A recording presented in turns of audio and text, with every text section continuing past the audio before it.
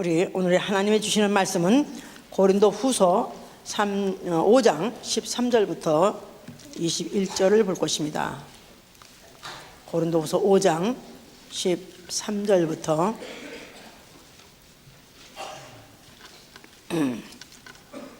21절까지 우리가 교독을 합니다.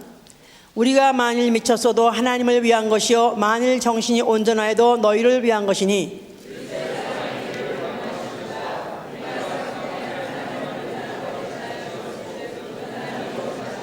저가 모든 사람을 대신하여 죽으심은 산자들로 하여금 다시는 저희 자신을 위하여 살지 않고 오직 저희를 대신하여 죽었다가 다시 사신 자를 위하여 살게 하려 함이니라.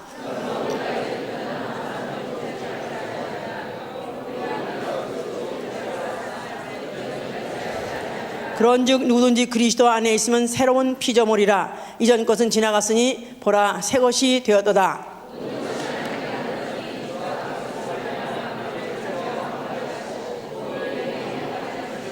이는 하나님께서 그리스도 안에 계시사 세상을 자기와 화목하게 하시며 저희의 죄를 저에게 돌리지 아니하시고 화목하게 하는 말씀을 우리에게 부탁하셨느니라.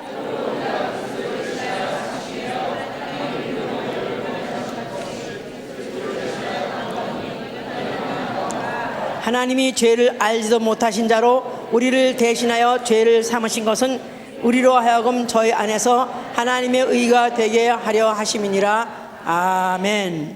하나님은 은혜의 주가 되시다. 하나님은 은혜의 주가 되시다. 하나님은 은혜의 주가 되시다. 하나님은 은혜의 하나님이 되시다. 그런 뜻이죠.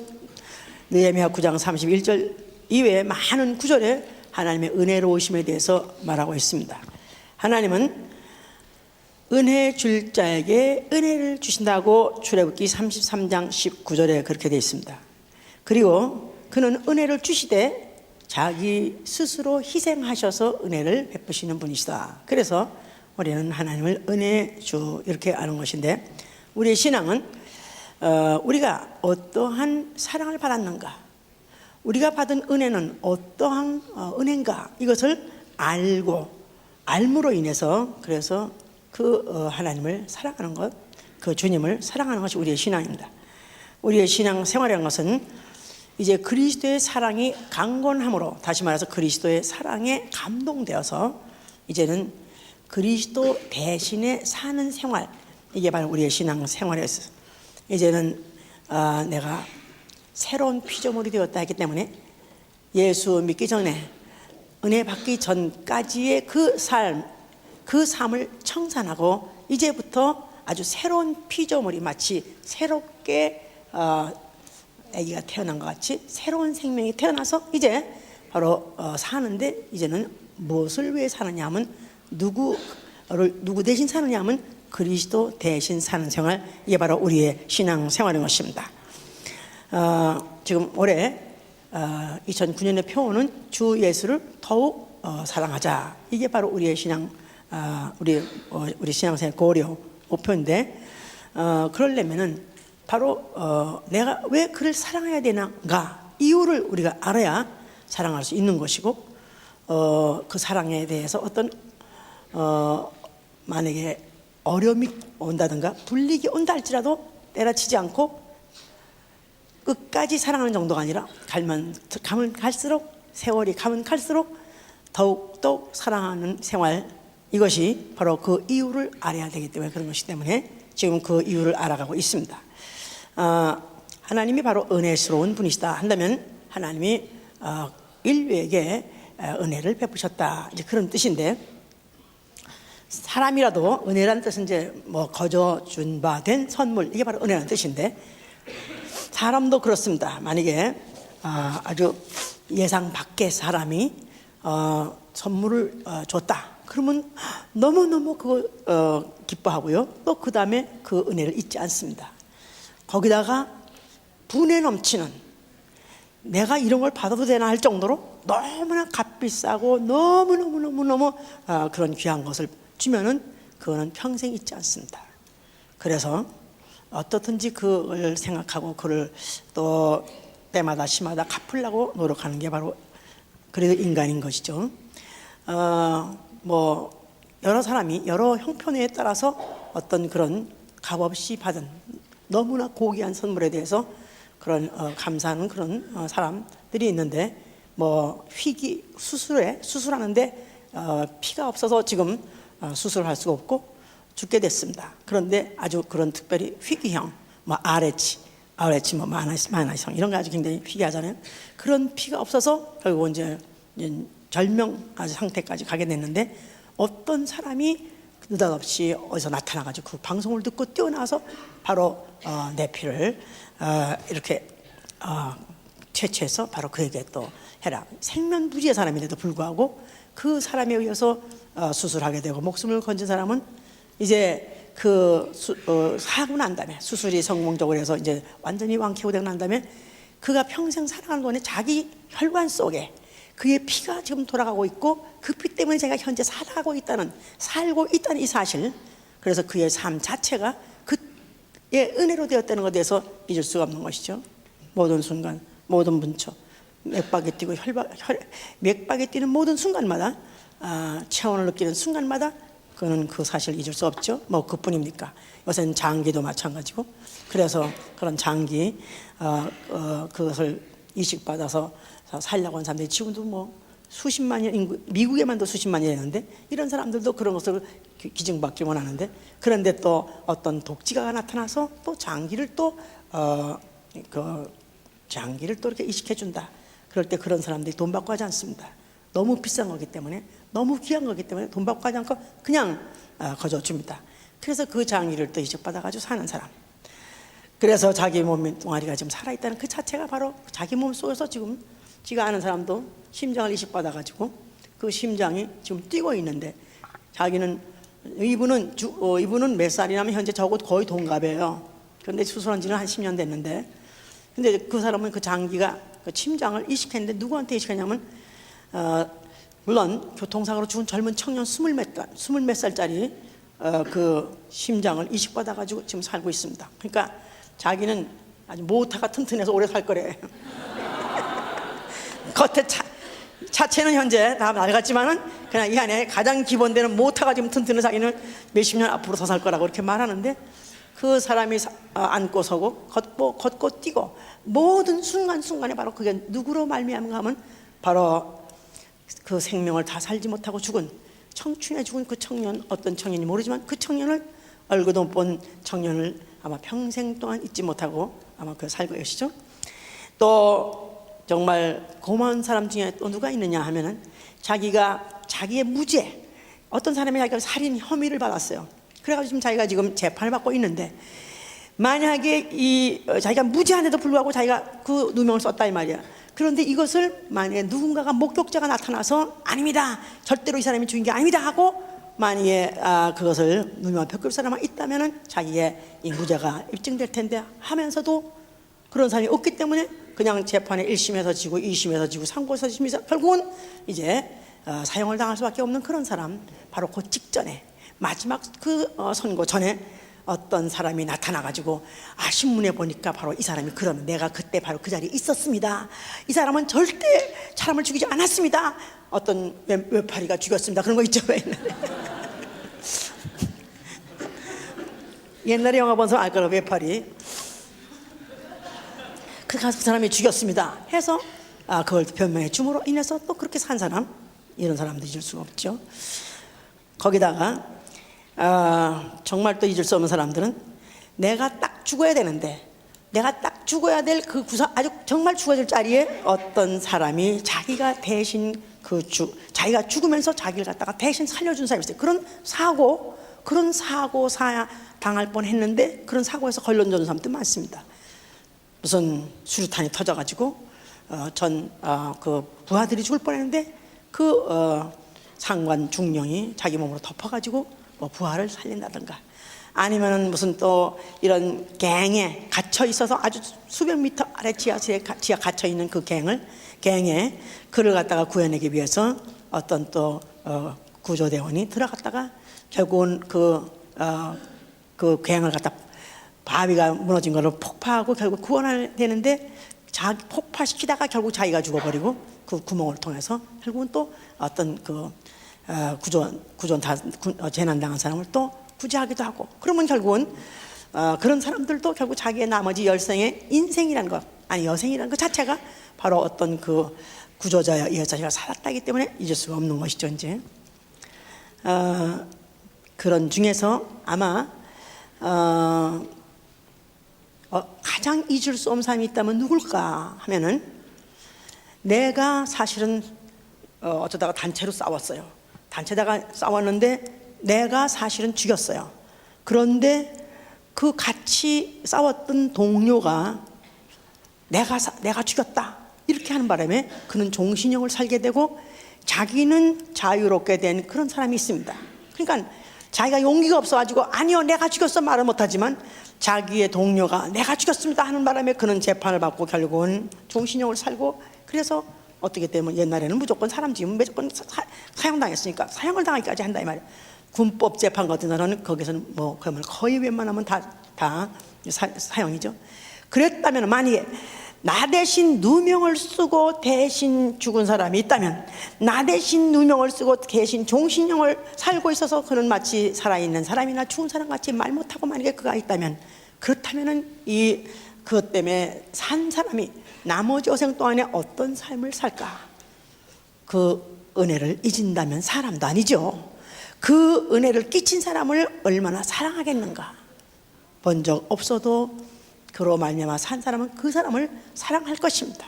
그래서 만약에 정말 그렇게 그런 아주 구사일생 절체절명의 그런 순간에서 산 사람들은 그래서 사랑하기를, 성경에는 뭐 다윗과 요나단의 사랑이라는 게 있지 않습니까? 다윗이 요나단을 사랑하기를 자기 목숨까지 사랑했고, 요나단이 다윗을 사랑할 때 제 목숨까지 사랑했다. 그렇게 사랑하는 것이 정상인 것이죠. 이제 자, 성경은 무엇에 대해서 말하고 있는 책이냐면 하나님이 사람을 사랑하시다 이것에 대해서 써 있는 책이라 그랬어요. 하나님이 어떻게 얼만큼 사랑하셨냐면 자기를 희생하면서 자기 목숨을 대성물로 주어가면서 사람을 사랑하신 사랑의 이야기, 바로 이게 성경의 이야기라고 했었어요. 그러니까 사람은 어떤 사람이냐면 하나님이 자기 목숨을 대신해서 내놓고 죽고 그리고 대신 살려낸 그런 사람이기 때문에, 사람은 어떤 피조물이냐면 모든 피조물 중에서 가장 은혜받은 피조물. 예. 그런데 이 은혜받은 피조물이 물론 또 있습니다만은 천사가 은혜받은 피조물이죠. 하늘에서 지음받고 영원히 살 수 있는 존재로 지음받았으니까 은혜받은 피조물인데, 그런데 그 천사가 하늘에 있을 때 그가 자기가 너무나 아름답게 지음받고 너무나 자기의 인기가 충천하다 보니까 정기환 씨 눈 떠. 이게 내가 눈 떠. 정기환 씨 눈 뜨라고. 지금요, 내가 이 주연님의 사랑에 대해서 지금 매주 생각하면서 또 생각하고 또 말씀을 하면서요, 참 기독교는 너무나 위대하다. 우리가 믿는 이 신앙의 대상인 우리 하나님은 너무너무 위대하시다. 어떤 종교와 비교할 수 없이 너무너무 위대하시다.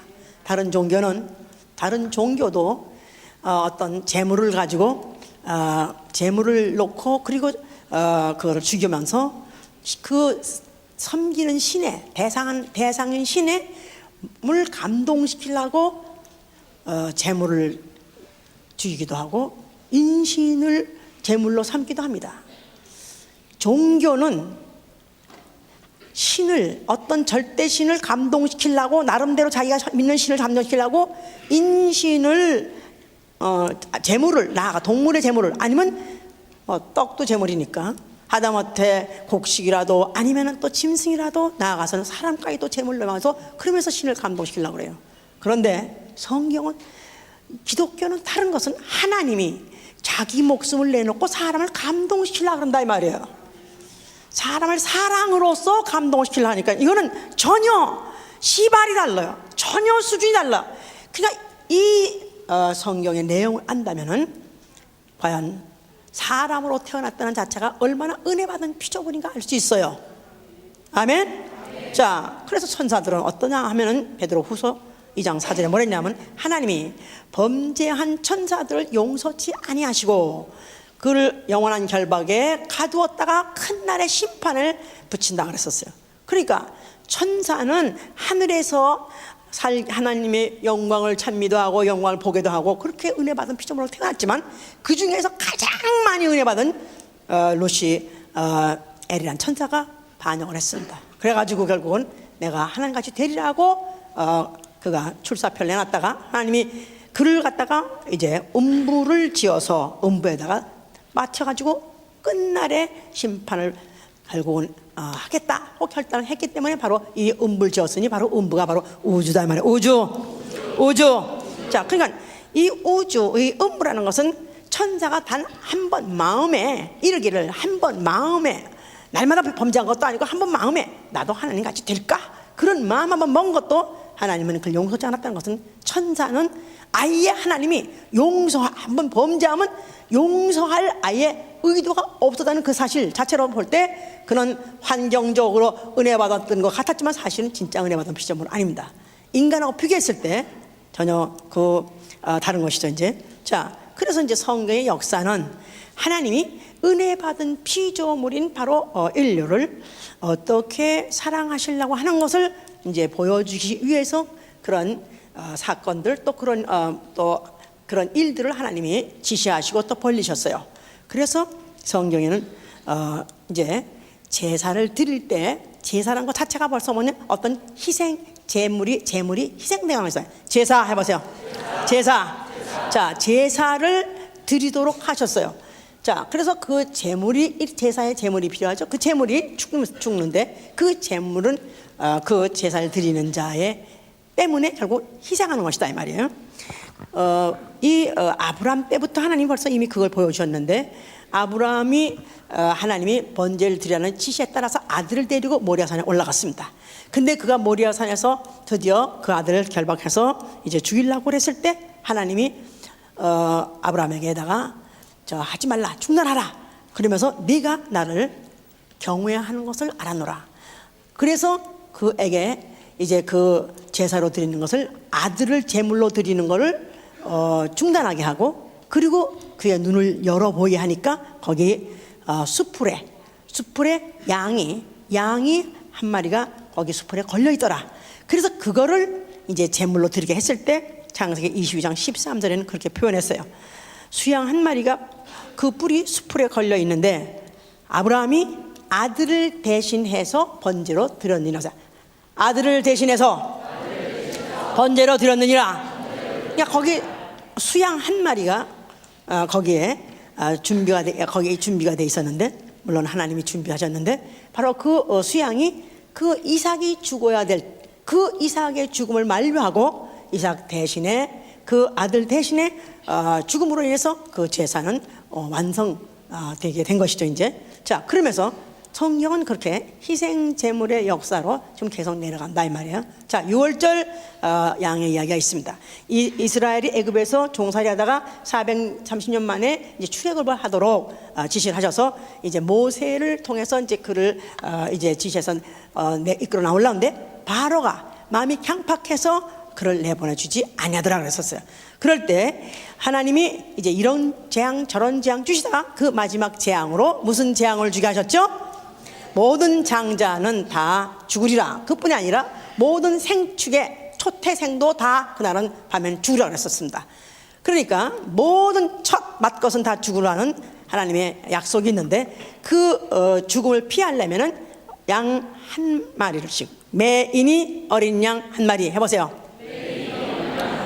모든 사람이 각각 양 한 마리를 잡아서 그 피를 문설주에 바르고 임방에 바르고 그 안에 피에 있으면은 죽음이 바로 그 집을 넘어갔다. 죽음이 바로 그 장자를 치지 않고 결국은 지나갔다. 그래서 이것을 이제 패스오버 해서 6월절.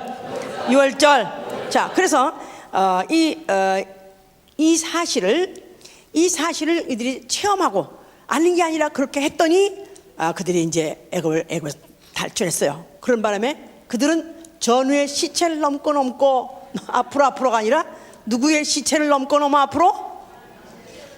이런 노래도 후세대는 몰라. 우린 너무 잘 알아. 저 누의 시체를 넘고 넘어 앞으로 앞으로. 그때 아니랑 정말 군인들 뭐 피난민들 죽어가지고 길바닥에 막 깔려 있었습니다. 그냥 피도 낭장이 흘렸습니다. 그래도 피난은 가야 되니까 그냥 도망간 사람도 있었고, 아니면 또 국군은 전진하느라고 막 질겅질겅 밟고도 넘어가고 그랬다 이 말이에요. 마치 이 이스라엘 사람들이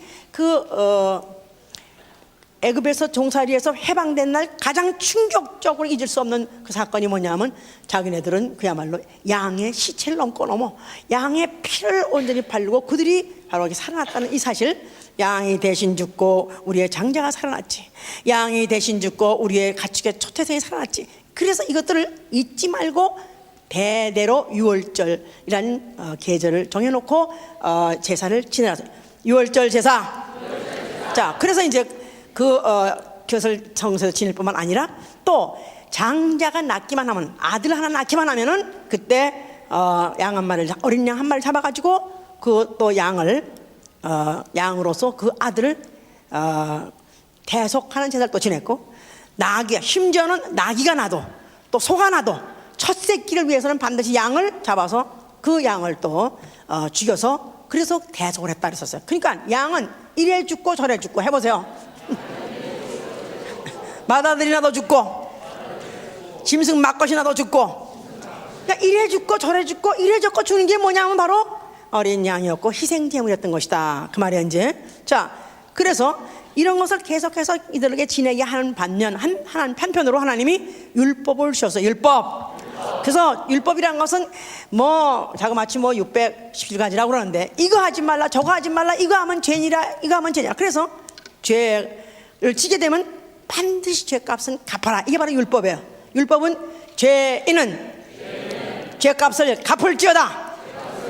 그러니까 지시한 죄값을 반드시 갚는 게 바로 율법입니다. 그런데 바로 율법에서의 그 죄를 갚는 것은 사람이 사람의 죄를 절대로 대신 못 갚게 되어 있습니다. 그래서 신명기 24장 16절에 보면요, 아비가 자식을 인해서 죽임을 당하는 것은 가하지 않다. 또 자식이 아비를 대신해서 죄를 죽는 것은 가당하지 않다. 각인이 자기 죄를 감당할지어다. 각인이 자기 죄를 감당할지어다. 자, 그래서 에스겔 18장을 이번에 보시면요, 1176명입니다. 에스겔 18장 2절을 보시고, 자, 너희가 이스라엘, 여기 지금 1175면이에요 18장 2절. 너희가 이스라엘 땅에 대한 속담에 이르기를 아비가 신포도를 먹었으므로 아들의 이가 시다고 하면 어찌미뇨. 아비가 신포도를 먹었는데 아들이 아으시오, 이게 말이 안 된다 이 말이야. 그 말은 아비가 신포도를 먹었으면 아비 이가 쉬어야지요. 그러니까 아비가 죄를 졌으면 그 죄값은 아비가 갚아라. 사람이 사람을 대신해서 죄를 못 갚는다는 것을 말씀했는데, 또 20절 보시면 20절 정확하게 써있습니다. 20절 정확하게 뭐랬냐면, 범죄하는 그 영혼은 죽을지라 아들은 아비의 죄악을 담당치 아니할 것이요 아비는 아들의 죄악을 담당치 아니하리니 의인의 의도 자기에게로 돌아가고 악인의 악도 자기에게. 이게 바로 율법이다 이 말이에요. 율법 뭐라고? 율법은 두 가지. 율법은 뭐예요? 계명인데 이게 뭐냐면 죄인은 반드시 죄값을 물을지어다. 그 다음에 죄값을 묻되 사람이 절대로 대신 갚지 못한다. 이게 바로 율법이다 이 말이야. 알았죠? 알았죠? 자, 그러니까 아무리 3대 독자의 아들이 할지라도 그 아들이 혹시 만약에 뭐 그냥 어쩌다 보니까 사람을 죽였어요. 그랬는데 나는 어차피 늙어서 이제 나는 어차피 좀 있으면 죽을 나이나 됐으니까 이제 그 아들 대신에 내가 죽겠습니다, 이렇게 해도 소용없다는 거예요. 아무리 청춘이고 아무리 아껴도 아들이 범했으면 아들이 죽게끔 돼 있는 게 바로 율법이다 그 말이에요. 자, 그런데 그러면은 결국은 죄진 사람은 결국은 죄값을 갚아야 될 수밖에 없는 게 바로 인생의 운명이 되어 있었는데, 하나님은 은혜로우신 분이다 이 말이에요. 하나님이 은혜로우신데 바로 은혜 베풀 자에게는 은혜를 베푸신다. 천사에게는 은혜를 베풀지 않지만 사람에게는 은혜를 베풀기를 작정하셨기 때문에 대속의 법을 주셨단 말이에요. 대속의 법, 대속의 제사, 이게 바로 성소가의 기능이다 이 말이야. 알았죠? 성소. 자, 성소 안에 뭐를 두게 하셨냐 하면은 속죄소를 두게 하셨다 그랬었어요. 성소 안에 마당이 있고 그 마당을 지나서 막이 있는데 그 막을 열고 들어가면 거기를 성소라고 말하고, 또 그 막에서 다음을 또 하나 휘장인데 휘장을 열고 또 들어가면 그 안이 지성소를 합니다. 그 지성소 안에 뭐가 있느냐 하면 바로 거기에 속죄소가 있어요. 속죄소. 자, 속죄소는 바로 영어로는 mercy seat. 자, 그 말은 뭐냐면 시은 좌, 은혜 베푸시는 보좌. 자, 그래서 하나님이 그 성소를, 율법을 주셔서 사람이 사람의 죄는 절대 못 갚고 사람의 죄는 반드시 갚아야 된다 하는 그런 율법 안에서 떨고, 그것 때문에 두려워하고 있는 자에게 바로 피난처를 주신 게 어디냐 하면 바로 성소요, 바로 시은 자다 그 말이죠. 바로 거기에서 제사를 지내게 하셨는데, 바로 그 제사에는 뭐가 필요하죠? 제물이 필요하단 말이에요. 제물. 자, 그래서 그 제물을 희생이라고 해요. 희생. 그래서 무슨 속죄제 희생, 감사제 희생, 화목제 희생, 다 희생이 말하는 거예요. sacrifice. 희생이란 말은 자기 죄 때문에 죽는 것은, 자기 죄 때문에 자기가 죽는 것, 이걸 희생이라고 말하는 게 아니라 남의 죄 때문에 대신 죽기 때문에 이걸 희생이라고 말하는 것이다 이 말이야. 그러니까 성소의 기능은 바로 죄는 사람이 졌는데 짐승이 대신 죄값을 갚는 거니까, 이게 바로 하나님 측에서 인간에 베푸신 바로 은혜다 이 말이야. 은혜. 천사가 만약에 죄를 졌을 때 만약에 그 죄를 누군가가 대신 갚아줄 수 있다면 얼마나 좋겠어요. 근데 천사는 은혜를 베풀려고 아예 하지 않은 자기 때문에 하나님이, 그래서 하나님은 은혜 베푸실 자에게 은혜 베푸시고 긍휼을 베풀 자에게 긍휼을 베푸신 분, 하나님 마음대로시다 이 말이야. 알았어요? 자, 그러니까 바로 천사가 불허하는 게, 인간은 죄를 졌다 할지라도 짐승이 대신 죄값을 갖는 제도가 있었기 때문에 그것이 밤낮 행하는 곳이 바로 성소였던 것이다 그 말이죠. 자, 이런 가운데에서 예언자가 말하기를, 이제 내가 앞으로 금이 놋을 대신하고 은이 철을 대신하고 놋이 나무를 대신하고 철이 돌을 대신하여서 성벽을 세우리라, 그런 예언이 이사야 60장 17절부터 18절까지 있습니다. 그래서 바로 그 성벽이 바로 너에게 구원의 문이라 할 것이다, 구원이 할 것이다, 이렇게 말했어요. 그러니까 금하고 놋하고 어떤 게 더 귀합니까? 어떤 게 더 비싸요? 금이 귀하죠. 근데 놋을 대신해서 금이, 또 철을 대신해서 은이, 나무를 대신해서 놋이, 돌을 대신해서 철이. 그러니까 원래 성전에서도 그 예루살렘 성전에서도 항상 제물이 대신 죽었어요. 그런데 누구를 대신해서 죽었냐 하면 양이 사람을 대신해서 죽었다 이 말이에요. 그렇죠? 양이 사람을 대신해서, 짐승이 사람을 대신해서. 자, 그러면 짐승은 아예 어떻게 표현됐냐면 잡혀 먹기로 작정된 금수라서, 잡혀 먹기로 작정된 금수. 그러니까 돼지 잡혀 먹기로 작정된 금수니까 그냥 잡아서 먹는다 할지라도 죄의식이 없다 이 말이야. 또 소 그냥 직싸게 일시키고 직싸게 그냥 고생만 시키고, 그래가지고 한 번도 무슨 이렇게 추운 겨울에도 집안에 한번 못 들어가보고 바깥에서 외양간에서 얼마나 덜덜 떨고 그렇게 살다가 결국은 또 여름이면 떼약볕에 나가서 카트로 일하고 그러다가 또 제물로 잡혀서 죽습니다. 그럴지라도 이 짐승 자체는 아예 하나님 만드실 때 아예 그를 잡혀 먹기로 작정되고 태어난 바로 금수기 때문에 그냥 이러다가 죽으나, 사람 대신에 죽으나 그냥 죽기는 마찬가지인데, 그러니까 그렇게 죽도록 해주셨으니까 역시 그 짐승의 대속을 받아서, 물론 I'm sorry 양, 어린 양 I'm sorry 그럴지라도 죄의식이라는 게 없다 이 말이에요. 어차피 죽을 거 죽은 것이니까. 그런데 이제 예언자가 이제 하는 그 말씀은 이렇게 금이 노를 대신하고 은이 철을 대신하고, 그러니까 철하고 같이도 안 되는 무가치한데도 불구하고 바로 그야말로 금이 놋과 비교할 수 없는 금이 나타나서 성벽을 이룰 거고, 또 그 성벽을 통해서 이제 구원을 이룰 것이다 했을 때 바로 앞으로 대체될 성전을 말한 거죠. 대체될 성전. 자, 그러니까 이제 짐승이 대신해서 죽어서 사람이 죄값을 물으는 그런 성전이 아니라 이제는 그보다 더 큰 성전, 더 좋은 성전이 나타나기를 작정했기 때문에 하나님 아들 예수 그리스도라는 이가 나타나가지고 성전 앞에서 뭐라고 말씀하셨어요?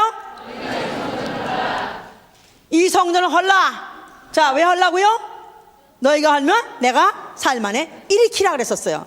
그러니까 자, 이 성전은 뭐 하는 곳이다? 성전은 뭐 하는 곳이다? 희생 제물이 대신 죄인 대신에 희생 제물이 죽는 곳.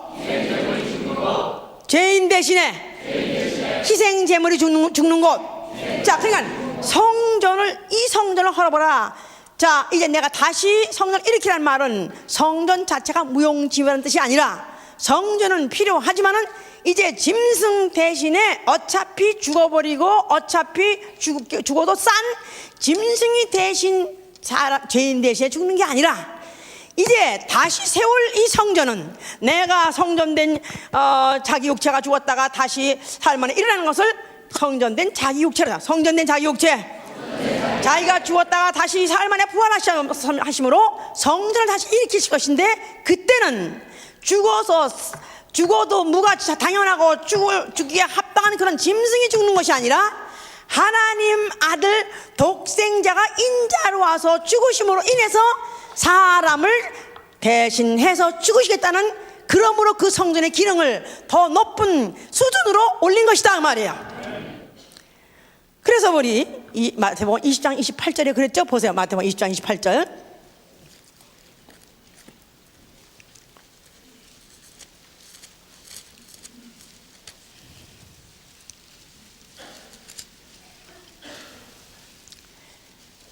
인자가 온 것은 섬김을 받으려 함이 아니라 도리어 섬기려 하고 자기 목숨을 많은 사람의 대속물로 주려 함이라. 인자가 온 것은 자기 목숨을 많은 사람의 대속물로 주려 함이라. 그러니까 예수 그리스도, 그는 원래 누구시냐면 아버지 품속에 계시던 말씀이세요.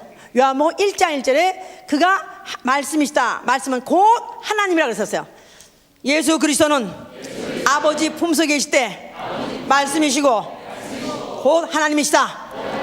그러니까 그 말씀이 육체로, 요한복음 1장 14절에 말씀이 육체로, 하나님이 육체로 나타나신 바 된 이가 누구냐 하면 바로 하나님 아들이 하고, 예수가 자기를 지칭해서 말하실 때는 인자라고 말해요. 인자. 사람으로 오셨다 그 말이에요. 그가 사람으로 오신 목적은 바로 자기가 사람이 아니면서도 불구하고 사람같이 잡히고 사람같이 심판받고 사람같이 죄를 가지고 십자가에서 죽으려고 오셨다는 것입니다. 자, 전 인류는 아담 이후에 모든 인류가 다 죄인이에요. 그 죄값은 반드시 갚아야 됩니다. 어디 가서 갚아야 된다고요? 지옥 가서 갚아야 된다 이 말이에요. 그런데 전 인류가 다 지옥 가기 전에 하나님이 인자로 오셔서, 사람으로 오셔서 자기가 사람같이 잡히고 사람같이 죄 혐의를 쓰고, 그리고 그가 사람같이 죽으시려고 오셨기 때문에 그래서 자신을 인자라고 말한 것이다 그 말이죠. 자, 그래서 그가 실질상으로 사람 대신에 나가서 자기 제자 대신에 자기가 잡혀서 잡히는 그런 것을 이제 그 잡히는 밤에 이제 그가 보여주셨죠. 이제 그가 잡히기 전날 밤에 같이 이제 그 유월절 떡을 떼시고 이제 잔을 마시고 난 다음에 너희가 오늘 밤에 다 나를 다 떠나리라고 말했었어요. 그럴 때 베드로가 하는 말이 요한복음 13장 37절 38절 그랬었어요. 내가 주를 위해서 나는 내 목숨을 바쳐서라도 나는 절대로 주를 떠나지 않겠습니다. 다시 말해서 나는 주님을 위해서 나는 아주 목숨을 내놓을 각오가 되어 있습니다. 또 나아가서는 나는 주님을 엄호하느라고 호위하느라고 나는 내가 대신 내 목숨을 나는 대신 내놓을 각오가 되어 있습니다 하면서 이렇게 말했었어요. 그럴 때 예수께서 그 말씀을 다시 받아가지고 반문하면서 네가 나를 위해서 죽는다고? 네가 분명히 나를 위해서 죽는다고 말했지? 베드로가 아멘!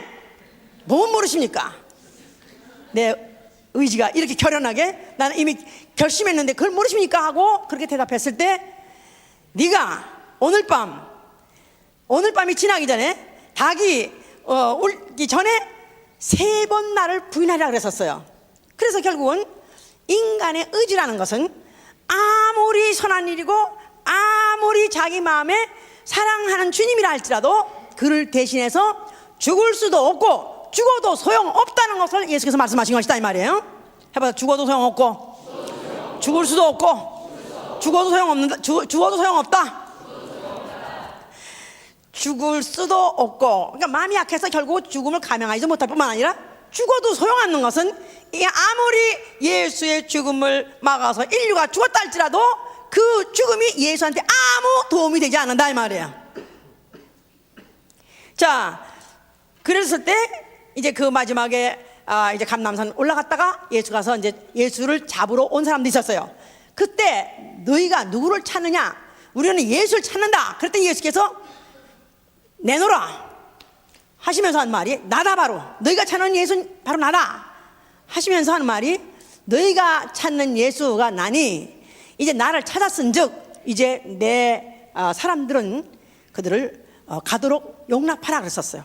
그래서 제자들이 잡히는 것을 잡히지 못하도록 자기가 잡히고 제자들은 놔주게 그렇게 했습니다. 그러니까 얼마나 그 하나하나 행동까지도 그가 얼마나 세심하게 인류가 잡혀서 인류가 결박받아서 인류가 결국은 끌려가서 심판받고 인류가 지옥 가야 될 것을 인류가 죽어야 될 것을 자기가 대신 잡히시고 그리고 그 다음에 자기의 제자들은 떠난 그들 가도록 그들을 자유하도록 용납하라. 그래서 그 제자들을 도망가도록 그가 이제 피신시켰습니다. 그리고 있는데 한편에서는 대제사장들이 뭐라고 말했냐? 자, 예수 그리스도 그 예수에 대해서 뭐 하여튼 여러 가지 힐문이 들어오고 또 여러 가지 이제 많은 고소가 들어올 때 그럴 때 이 자는 죽어야 마땅하다. 자, 지금 우리 사랑하는 주님을 지금 만나고 있으면 아멘 하세요. 목사님 얼굴밖에 안 보이는데요. 목사님 얼굴밖에 안 보이는 사람은 영감이 없어 그래요. 이 시간에 우리를 부르시고 만나시는 이 누구예요? 그래서 지금 내가 진짜 사랑하는 우리 연인끼리 지금 만났다 이 말이야. 그러면 그때 서로 만나자마자 그러면 아이고 저려라 Go away 그랬지. Get out of here 그랬지. 예? 사랑한 사람은 어디만 봐도 알아? 눈만 봐도 알아요. 눈만 봐도 알아요. 실제로 그렇습니다. 지금들이 설교를 해보면요, 주님을 사랑하는 사람인지 아닌지 눈만 봐도 알아요. 그 눈에 영롱한 빛이 돌아요. 아멘? 엽기적인 미소가 아니라 영롱한 빛이 돌아요. 아멘? 자, 그러니까 그때 제사장들, 뭐 서기관들, 바리새인들을 모여가지고 예수를 어떻게 하면 죽일 거 하고 막 그랬을 때 그때 그 가야바라는 대제사장이 하는 말이 한 사람이 죽어서 백성을 위하는 것이 차라리 낫다. 또 그 한 사람이 죽어서 온 민족을 망하지 않게 하는 것이 차라리 유익하다. 그래서 오히려 예수를 죽이자고 할 때 죽이는 표에 그들이 더 가세한 것이다 이 말이야. 예수를 죽임으로 오히려 이스라엘 민족의 평정을 얻고 이스라엘이 온전하게 되는 게 낫다. 이렇게 그들은 생각해서 자기 민족을 위해서 차라리 하나의 희생제물로 예수를 갖다 잡아주자. 이렇게 그들은 생각한 것이다 이 말이야. 자, 그러나 예수 그리스도는 그가 잡혀가시면서 죽으시면서 하시는 말씀이 뭐라고 말씀하셨어요? 뭐를 다 이뤘을까요? 아버지는 어떤 분이시다? 아버지는 은혜의 아버지십니다. 은혜의 하나님이십니다. 자, 하나님 아버지는 아예 은혜를 베풀려고 자기를 희생하시는, 자기 목숨을 희생하시는, 즉 창세 전부터 계신 말씀이신 하나님이 스스로 오셔서 희생하시는 분이십니다. 이거를 바로 그가 죽으심으로 입증해 주신 것이다 이 말이에요. 그러니까 예수 그리스도 하나님의 아들, 하나님은 편안하게 하나님을 아주 호강하고 있는데 아들이 와서 죽었기 때문에 하나님과는 무관한 죽음이 아니라 바로 예수의 죽음은 바로 아버지의 하나님의 죽음이다 이 말이야. 하나님의 죽음, 하나님의 일생의 마침, 하나님의 영원부터 영원까지 살아계시는 죽음과는 관계없는, 죄와는 관계없는 하나님의 죽으심이다 이 말이야. 과연 이것을 누가 감당할 수 있습니까? 누가 이런 희생을 할 수 있습니까? 오로지 하나님만이 이런 희생을 할 수 있습니다. 그러면서 그의 죽음을 통해서 배은망덕한 마귀를 심판하신 것이고, 그 죽음을 통해서 또 은혜를 베풀으실 때 한 사람이 죽어 전 인류를 구속하신 것이다 이 말이에요.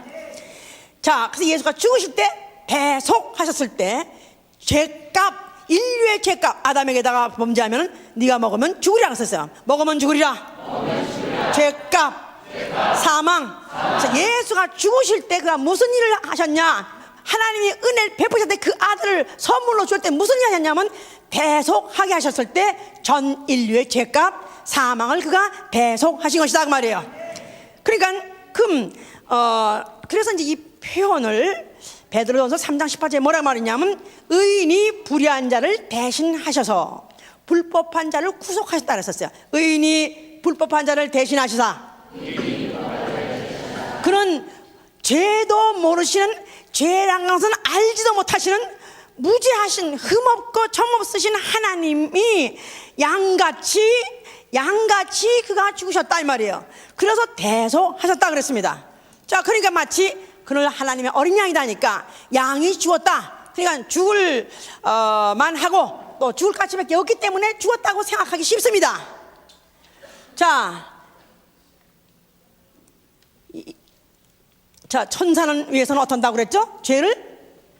천사의 죄는 용서치도 아니하고 천사의 죄는 대속하는 방법이 없고, 거기다가 또 구약시대 때에서는 양이 사람의 죄를 대속하게 하시고 그랬죠? 그러니까 짐승이 사람의 죄를 대속하게 했어요. 자, 그러니까 당연히 짐승보다는 사람의 가치가 있으니까 이거는 당연한 것이죠. 그런데 한편으로는 사람이 사람의 죄를 대속하지 못한다 그렇게 말했지 않았습니까? 자, 그러니까 예수의 죽음은 짐승의 죽음도 아니고 사람의 죽음도 아니다 이 말이야. 무슨 말인지 아셨어요?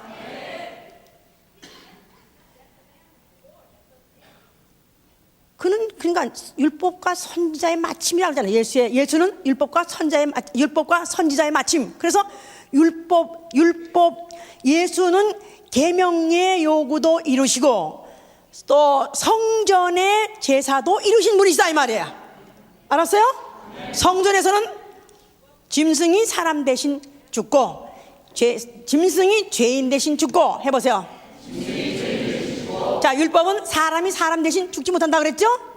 자, 예수가 죽었어요. 근데 이스라엘 사람들, 제사장들은 뭐랬냐면 저가 하나 죽어서 이스라엘 백성이 오히려 구원받는 게 낫다 이렇게 생각했는데, 예수의 죽음은 짐승같이 죽어서 마땅한 그런 짐승의 죽음도 아니요, 또 사람이 사람을 대신해 죽은 것도 아닌 하나님이 사람 되어서 오셔서 사람 대신 죽으신 것이다 이 말이에요. 아멘, 할렐루야. 그러니까 이 구속이, 바로 이 대속이 이게 얼마나 큰 것인가. 그가 결국은 죽으시면서 전 인류를 마귀의 종된 데서부터 그를 죄값인 사망을 물고 거기서부터 건졌다 그랬는데, 인류가 아담이 범죄함으로 마귀 종이 됐어요. 마귀 종, 천사의 종. 천사 자체가 그는 히브리서 1장 14절에 다만 구원받을 후사들을 위해서 도우라고 보내신 영이 아니뇨. 그래서 심부름하는 영, 종의 영, 종의 영. 그러니까 천사 자체가 종이다 이 말이야. 그런데 그 종에게 속아가지고 인류가 종이 됐으니 종의 종이 된 것이다 이 말이야. 그런데 하나님 아들이 그가 십자가에서 죽으시면서 대신 죽으신 그 대상이 누구냐 하면은 종의 종을 대신해서 죽으신 것이다 이 말이야. 그러니 얼만큼 무가치한 자, 얼만큼 얼마나 죽어 마땅한 자를 위해서 죽은 것이냐 이 말이야. 그 대신 죽으신 것이다 이 말이야. 그는 그 일을 마쳤기 때문에 죽였습니다. 아버지께서는 그를 갖다가 사흘 만에 사흘내셔서 하늘 보좌에 앉혔는데 그 보좌를 뭐냐면 시은 자 은혜 베푸는 보좌라. 은혜 보좌, 은혜 보좌. 자, 그가 이미 전 인류를 하나님이 사랑하셔서 은혜를 베푸셔서 그가 전 인류의 죄값을 마지막 아담으로 오셔서 첫째 아담의 모든 전 인류의 죄를 그가 대신 이미 갚아주셨어요. 이 사실을 해놨지만 그러나 이 사실을 알지 못하고 죽을 인생들이 너무너무 많다 이거예요. 그러니까 성령을 몇 날이 못 되어서 보내주신 것이다 이 말이야. 성령은 바로 고린도 전서 2장 12절에 보면 하나님이 우리에게 주신 은혜를 알게 하신다 했었어요. 그 성령을 받으면 하나님이 어떤 은혜를 우리에게 베푸셨는가, 과연 하나님이 우리를 사랑하셨으면 얼만큼 어떻게 사랑하셨는가를 알게 하시는 이가 바로 성령이에요. 성령 안에서 아멘 하세요. 자, 그러니까 이때 성령을 받고 나아가서 이제 그 제자들이 성령을 받아가지고 그들이 막 나아가서 복음을 전했을 때 그들이 전도했더니 그때 유대인들, 이스라엘 사람들이 하루에 3,000명씩 5,000명씩 막 회개로 돌아왔다고 했었어요. 그들이 왜 그렇게 갑자기 완악했던 사람들이 막 회개를 하고 왜 그들이 그렇게 마음을 돌이켰냐 하면은 그들이 예수를 다 죽이자고 해서 죽였어요. 그런데 그들은 사람 중에 하나, 사람이라고 생각해서 죽였어요. 그런데 제자들이 나와서 그들이 전하는 걸 보니까 사람이 아니라 하나님 아들 하나님을 죽였다 그러네. 그런데 그가 살아나가지고 그 증거로 성령 오셔가지고 자기를 전한다고 하는데 그들의 얼굴 보니까 도저히 부인할 길이 없다 보니까 아이고 우리가 그러면 사람을 죽인 게 아니라 하나님을 죽인 거 아니야. 그래서 그들이 하루에 3,000명 5,000명씩 그들이 또 회개한 것입니다.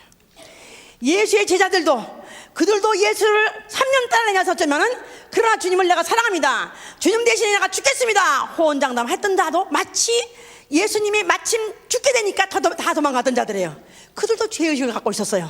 그런데 예수 성령을 부활한 걸 보니까 예수님 오 마이 갓 정말 예수님은 부활하셨네. 그러니까 너무 죄송하고 너무 미안해.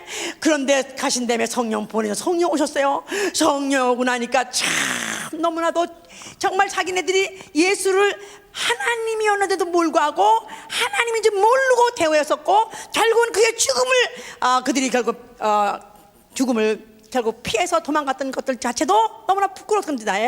이제 그분이 살아셔서 이제 성령을 보내준 다음에 이제 과연 그의 죽음이 과연 어떠한 은혜가 된 것을 알기 때문에 그들이 그래서 그 죄의식이 있었던 의식에서 성령을 받고 난 다음에 그것이 갑자기 그들이 역전한 바람에 그들이 나아가서 목숨을 걸고 나가서 복음을 전한 것이다 그 말이에요.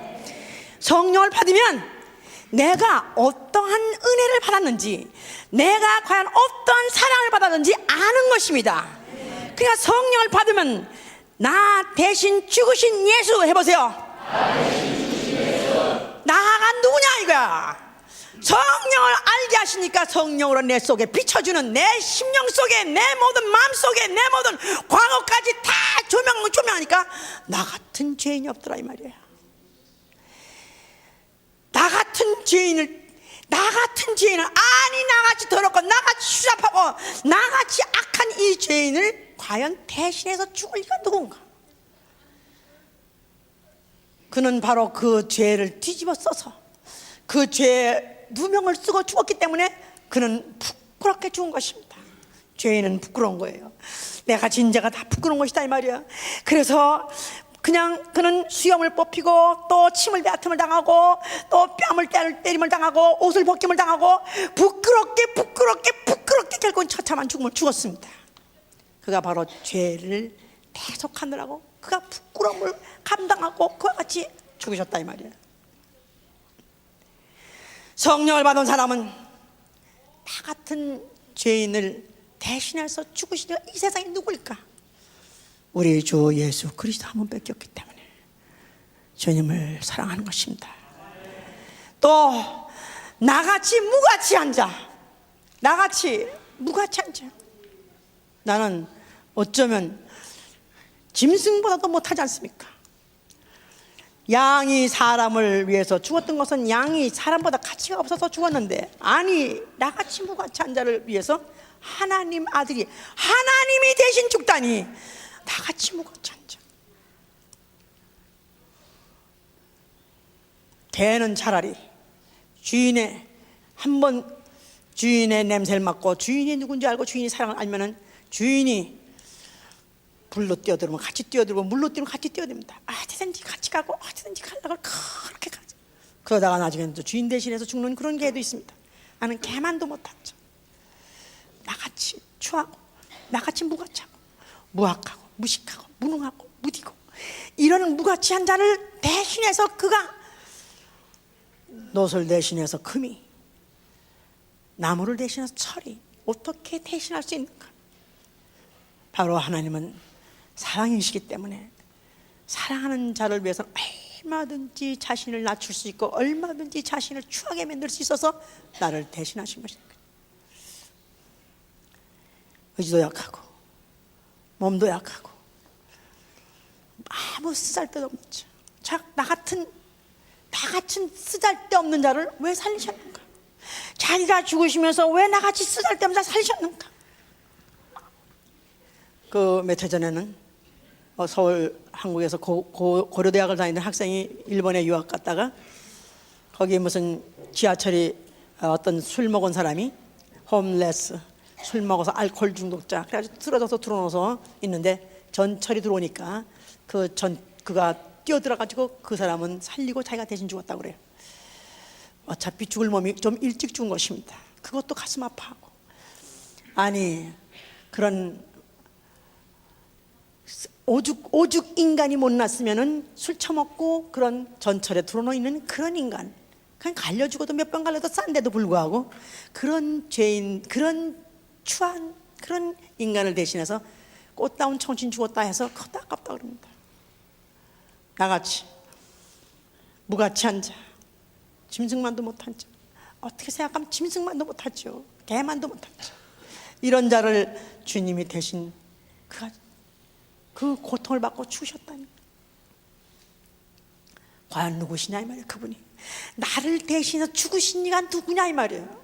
과연 나를 대신해서 죽으신 이는 그는 죽을 수 없는 하나님입니다. 창세 이전부터 계시던 그는 창세 이전부터 계시는 하나님이요, 그는 또 흠도 없고 점도 없는 바로 무흠하신 하나님 아들 하나님, 그가 바로 죽으셨다 이 말이에요. 그가 바로 대신 죽으셨다 이 말이에요. 성령을 받은 사람은 바로 이 사실에 감동받고 이 사실에 감격해서 그 인생이 변화되는 것이다 이 말이에요. 그 인생이 변화해야 되는 것은, 이제는 너희는 보라 이전 것은 지나갔으니 보라 새 것이 되었다는 것은, 이제 나를 이토록까지 그 고귀하시고 그 무흠하신 하나님이 나 대신 죽으셔서 나를 이렇게 살려서 나를 이렇게 격상시켜줬으니, 이제 다시 나를 갖다가 그런 추하고 더러운 존재로 전락시키지 않겠다는 결심하에 죄도 떨쳐버리고 다시 모든 허물을 내가 다시 지지 않겠다. 어떤 것도 지지 않으려고, 어떤 죄든지 악습이든지 악행이든지 내가 어떻게든지 떨쳐버리고, 이제는 내가 주님이 나 대신 죽으셨으니 내가 대신 그의 나머지 생애를 살겠다고 살기 때문에, 그래서 새로운 피조물의 출발이다 이 말이에요. 갈라디아 2장 20절에 그랬어요. 내가 그리스도와 함께 못 박혔나니 이제 내가 산 것은 내 안에 내가 사는 것이 아니라 내 안에 그리스도께서 사신 것이라. 이제 내가 사는 것은 나를 사랑하사 나를 위하여 자기 몸을 버리신 하나님 아들 그 믿는 믿음으로 내가 사는 것이다. 정말 내가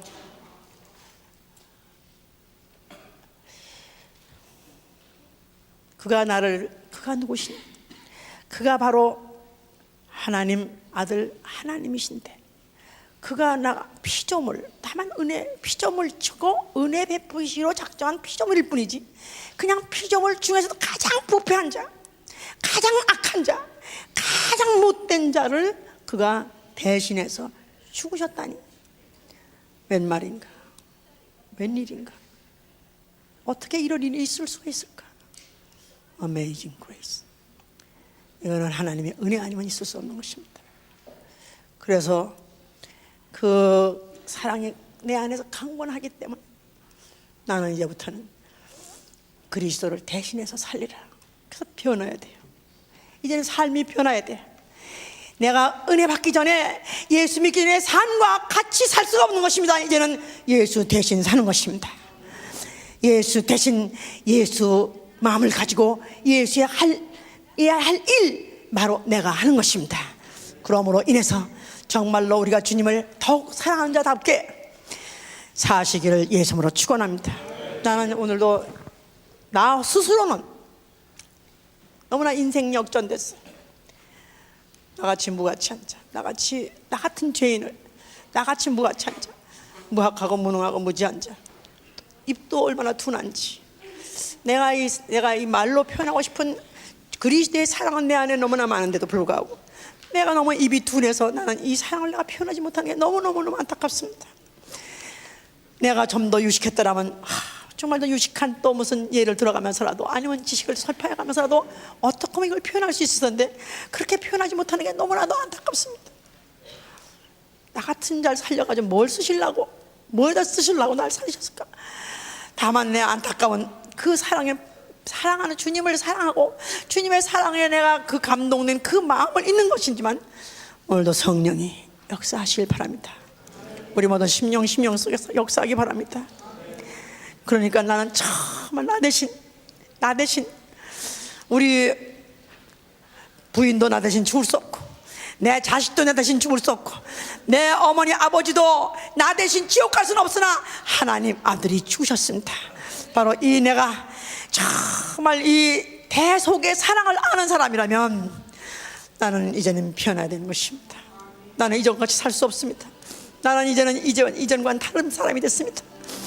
나는 이제 전혀 나 인생의 목표가 달라졌습니다. 나는 내 삶의 이제는 방향이 달라졌습니다. 나는 오로지 주님 대신 살겠습니다 하시는 자 되시길 예수님으로 축원합니다. 자, 기도합시다.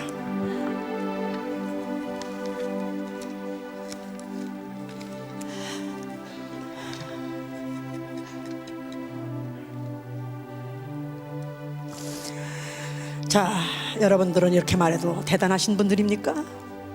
나를 위해서 양 한 마리가 죽은 것 같습니까? 십자가에서 죽이신 예수가 나 어떤 사람이 되신 것 같습니까? 양도 아니고 사람도 아니고 하나님이 죽으신 거예요. 정말 나는 하나님이 죽어야 나를 살면 지금 나는 가치가 있는 사람인가? 한번 내 자신을 돌이켜보세요. 나를 한번 들여다보세요. 주여, 나는 나를 위해서는 안 죽겠습니다. 나라도 나를 위해서는 안 죽겠는데도 불구하고 어찌 다 하시면서 나를 위해서 죽습니까? 주님, 당신은 바보입니까? 주님, 당신은 어리석은 이입니까? 아니요, 그는 은혜 하나님이시기 때문에, 은혜로우신 분이기 때문에 알면서 죽으신 것입니다. 이 시간에 정말 그 사랑 앞에, 그 무릎 앞에 내 이 무딘 얼굴을 파묻고, 내 이 뻔뻔스러운 얼굴을 파묻고, 주여 나를 불쌍하여 주시옵소서. 주여 나를 용서하여 주시옵소서. 내가 어떤 은혜로 살았는데도 불구하고 아직도 개같이 사는 것을 용서하여 주여 기도합니다.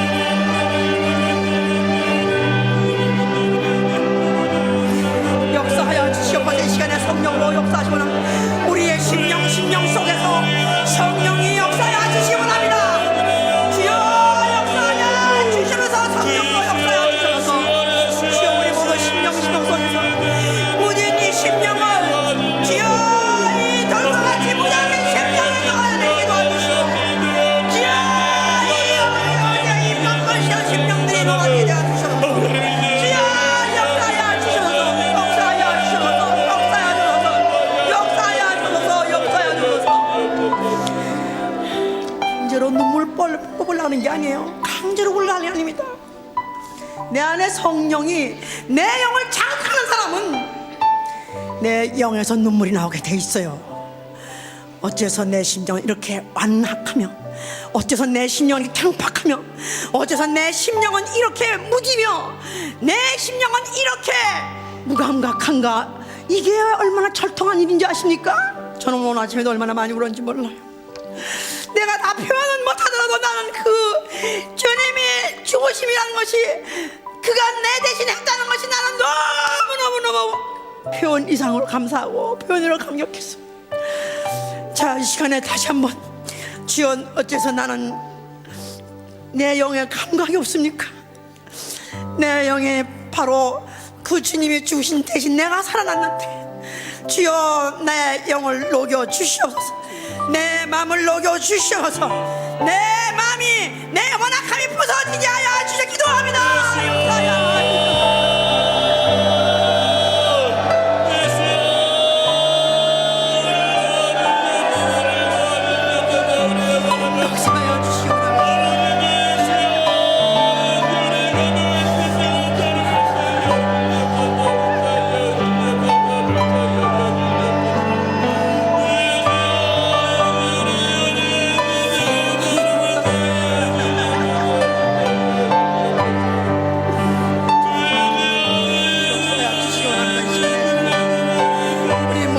심령 하나가 돌같은 심령이 녹아지게 도와주시옵소서. 돌같은 심령이 녹아지게 도와주시옵소서. 완악한 심령이 무너지게 도와주시옵소서. 죄같이 살았던 것을 회개하오니 주여 역사하여 주셔서, 주여 역사하여 주셔서, 주여 역사하여 주셔서.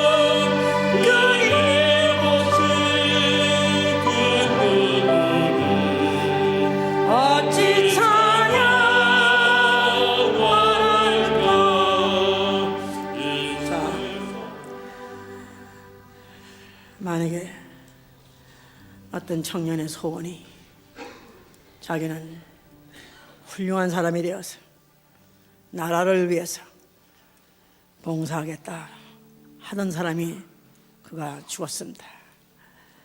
그 덕분에 그 심장 가지고, 그 심장 이식 받아가지고 내가 살게 됐다 합시다.